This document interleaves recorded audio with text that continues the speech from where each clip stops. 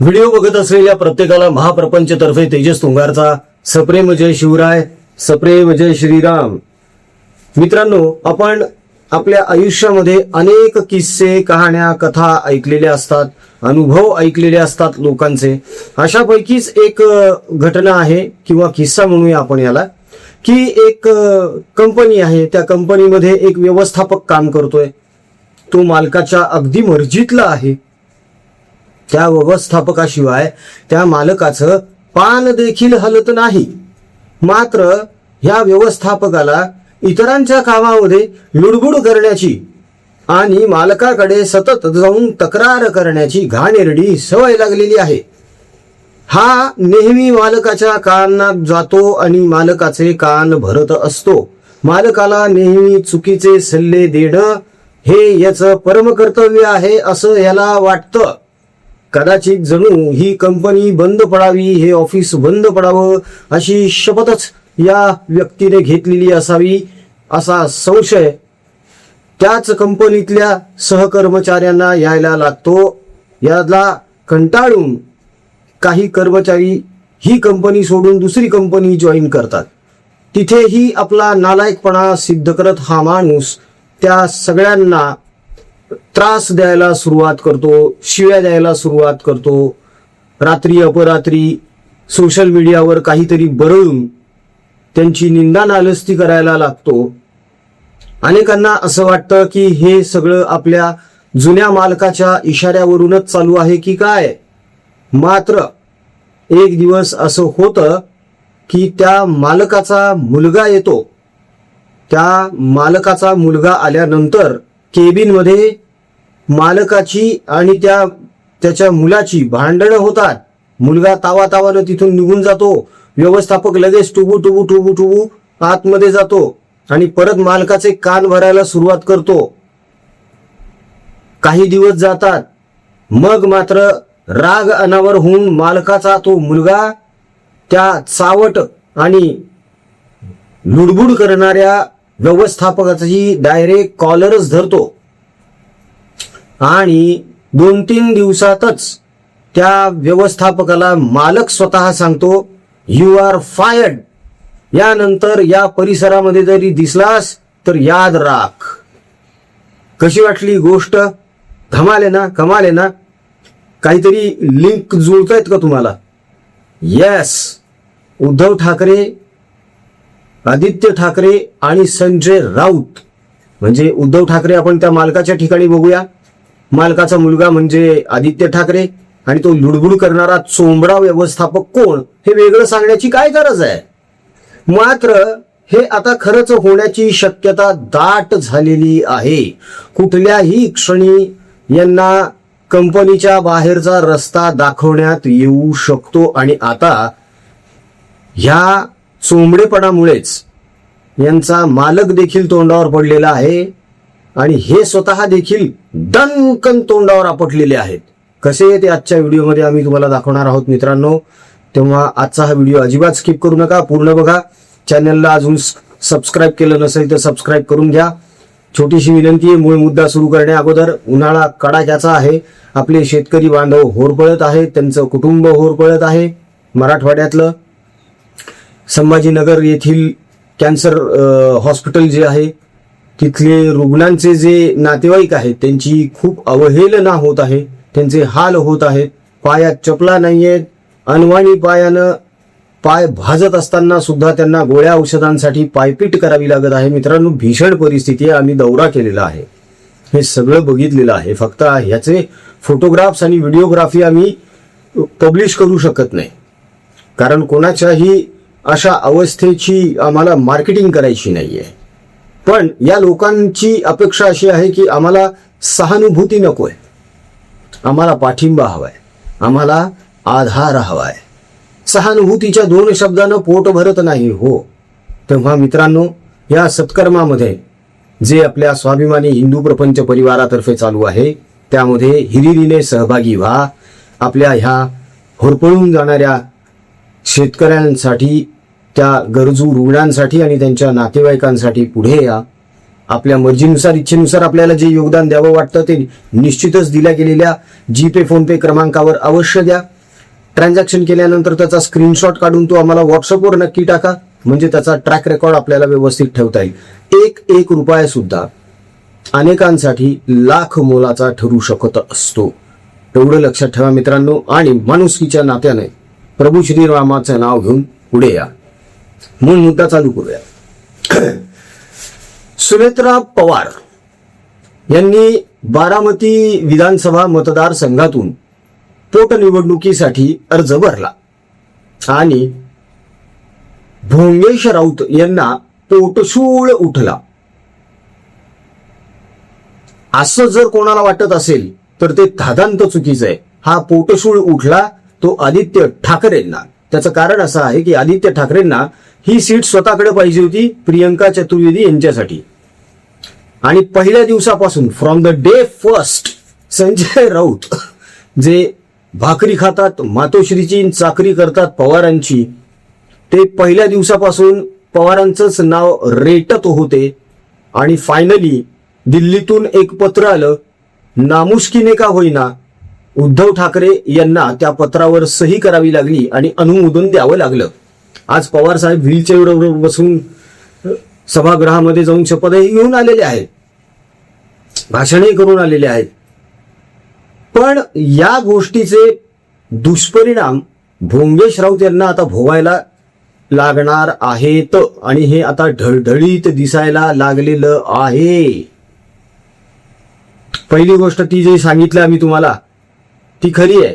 कंपनीतली मातोश्रीवर एक बैठक झालेली होती, त्या बैठकीमध्ये प्रियंका चतुर्वेदी उठून निघून गेल्या. त्यानंतर आदित्य ठाकरे यांनी रागाच्या भरामध्ये आपल्या या लाडक्या संजू काकाची डायरेक्ट कॉलर धरली. कुठल्याही क्षणी यांना किकआउट करण्यात येऊ शकतं आणि याची जाणीव संजय राऊत यांना देखील पुरेपूर झालेली आहे. त्यामुळेच त्यांनी पवारांशी संधान साधलेलं आहे आणि वरती राहुल गांधी यांच्याशी गुलगुलू गप्पा मारत, त्यांचं कोड कौतुक करत, त्यांची मर्जी संपादन करण्याचा आटोकाट प्रयत्न चालवलेला आहे. आता या सगळ्या पार्श्वभूमीमध्ये घडलं काय, तर पवारांनी असं सांगितलं की त्यांनी उभं राहायचं असेल तर मला काही हरकत नाहीये, पण मी प्रचाराला जाणार नाही. मग आता ह्याला लबाडी म्हणायची, धूर्तपणा म्हणायचं की काय म्हणायचं? अहो, तुमच्या मुलीसाठी एका गावाच्या नळाचं पाणी तोडायला निघाला होता ना तुमचा पुतण्या अजितदादा पवार. ऑडिओ क्लिप अजूनही आहे ना. ह्या गोष्टी लक्षातच घेत नाही का कोणी? पुढे बघा आता गंमत कशी येते, पुढे बघा काय झालं. आकाश मोरे यांना काँग्रेसने उमेदवारी देऊन टाकली.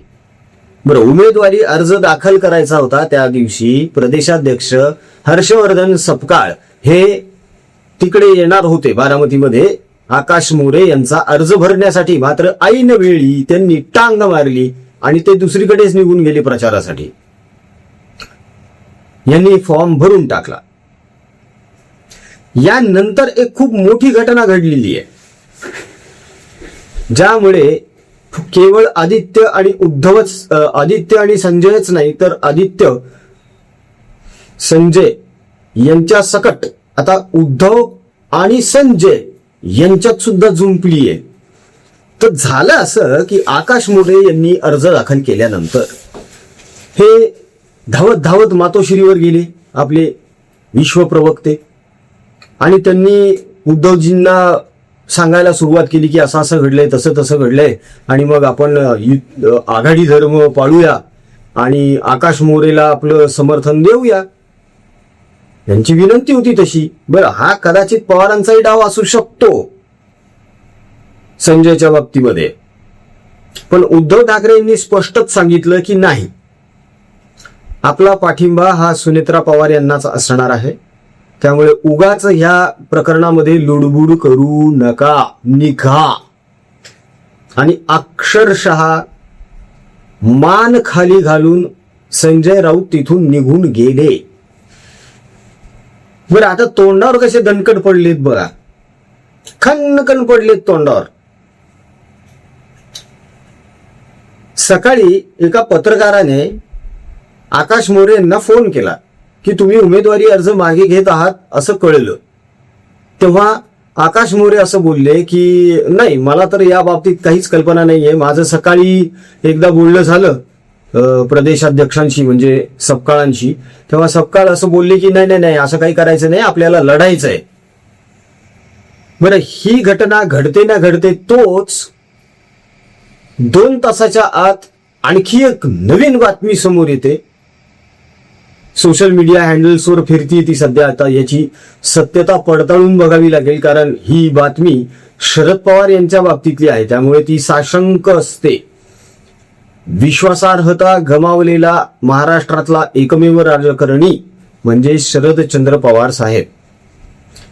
तर ती बातमी अशी होती की अखेर वस्तादाने डाव टाकलाच, पवारांनी खेळी केली आणि आकाश मोरे यांना उमेदवारी मागे घ्यायला लावली. तर आकाश मोरे यांना उमेदवारी मागे घ्यायला लावण्यासाठी हर्षवर्धन सपकाळ यांची भेट घेण्यासाठी रोहित पवार तिकडे गेले बरं का. पवार साहेब फोनवर बोलले असतील कदाचित, पण निरोप व्यवस्थित पोहोचला नसेल म्हणून रोहित पवार स्वतः गेले सपकाळांना भेटायला. आणि आता बातमी अशी आहे की आकाश मोरे त्यांचा अर्ज मागे घेत आहे. मग हे जे संजय राऊत जे नेहमी असे वाकडं तिकडं तोंड करत वया उडवत माकड चाळे करत बोलत असतात, ज्यांनी उद्धव ठाकरेंना गळ घातली होती की आपण आकाश मोरेंचा प्रचार करूया, त्यांचा आता काय? आता त्यांनी कोणाचा प्रचार करायचा? कारण उद्धव ठाकरेंनी तर स्पष्ट करून टाकलंय की आपण सुनेत्रा पवार यांचा पाठिंबा देतोय म्हणून. मग अशा परिस्थितीमध्ये कोंडी कोणाची होती बघा तुम्ही. या परिस्थितीमध्ये भोंग्याची कोंडी होत आहे.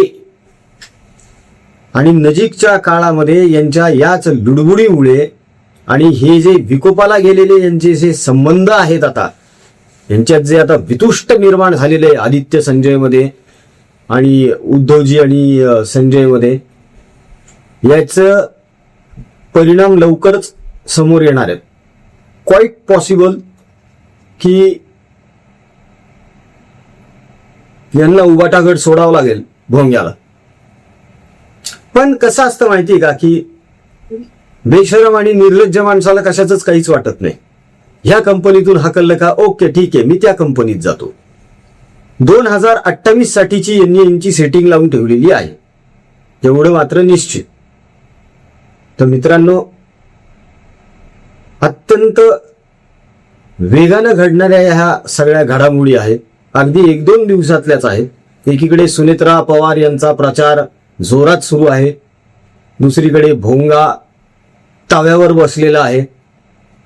एखादा पॉपकॉर्न तव्यावर पडल्यानंतर तो जसा टना टना टना टना उडतो, तशी ह्यांची आग झालेली आणि हे टना टना उडायले. त्याचं कारण असं आहे की यांना राहुल गांधींची मर्जी संपादन करण्यासाठी आकाश मोरेंना निवडून आणायचं होतं आणि दाखवून द्यायचं होतं की हे बघा मी काय काय करू शकतो काँग्रेससाठी. त्यामुळे आता 2028ला माझी मुदत जेव्हा संपेल राज्यसभेची, तेव्हा मला तुमच्यातर्फेच चान्स द्या. हेच गणित आहे, दुसरं काही गणित नाहीये याच्या मागे. आणि कदाचित आता असं झालेलं असावं की इतके दिवस गाफील असलेले उद्धव ठाकरे यांचं किचन कॅबिनेट आता बऱ्यापैकी सक्रिय झालेलं आहे की काय, अशी शंका मनात यायला लागलेली आहे. कारण इतका जाहीर विरोध आजपर्यंत उद्धव ठाकरे यांनी संजय राऊत यांचा कधीही केलेला नव्हता. मात्र आता बघूया काय होतंय, कसं होतंय. तेव्हा मित्रांनो, आजचा हा व्हिडिओ आपण इथेच थांबवूया. अजून ह्या प्रकरणामध्ये, ह्या घटनेमध्ये काय घडामोडी घडतायत त्या आम्ही वेळोवेळी तुमच्यापर्यंत नक्कीच पोहोचवत राहू. तेव्हा महाप्रपंच हे यूट्यूब चॅनल सातत्याने बघत राहा. व्हिडिओ आवडला असेल तर लाईक करा, कमेंट करा, शेअर करा, चॅनलला सबस्क्राईब करा. जाता जाता परत एकदा विनंती, आधी ओल्या दुष्काळामध्ये मारामार झाली आपल्या शेतकरी बांधवाची, आता कोरडा दुष्काळ आहे. पाण्याची टंचाई इतकी भयंकर आहे, विहिरीला पाणी नाही, टँकरवाले सुद्धा 5-5 तास 6-6 तास येत नाहीत. तिकडे बिचारे ते आपले हालाखीचे आयुष्य जगणारे कॅन्सरग्रस्त रुग्ण आणि त्यांचे नातेवाईक, ज्यांच्या पायात चपला सुद्धा नाही तो, अरे पाया कसल्या तापलेल्या असतात, चटके बसतात. भीषण परिस्थिती आहे मित्रांनो. या सगळ्यांपर्यंत आपल्याला पोहोचायचंय. यांना सहानुभूती नको, यांना आधार आणि पाठिंबा हवाय. यांच्यासाठी काहीतरी करूया ना आपण. एक रुपया सुद्धा खूप महत्वाचा ठरू शकतो, खूप मोलाचा असतो एखाद्यासाठी.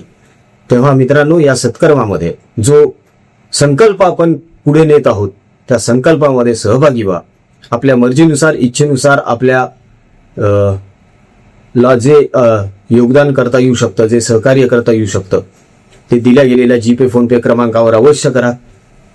ट्रान्झॅक्शन झाल्यानंतर त्याचा स्क्रीनशॉट व्हॉट्सअपवर नक्की टाका, म्हणजे त्याचा ट्रॅक रेकॉर्ड आपल्याला व्यवस्थित ठेवता येईल, भविष्यात तुमच्याशी कॉन्टॅक्ट करता येईल.